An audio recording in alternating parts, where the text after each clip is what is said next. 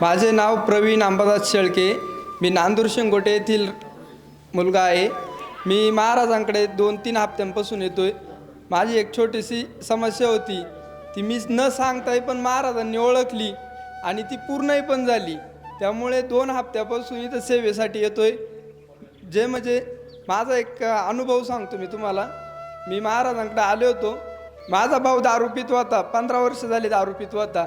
इथं आल्याच्या नंतर इथं आम्हाला शिवेगाळी करत होता का मला इथं कशाला आणलंय.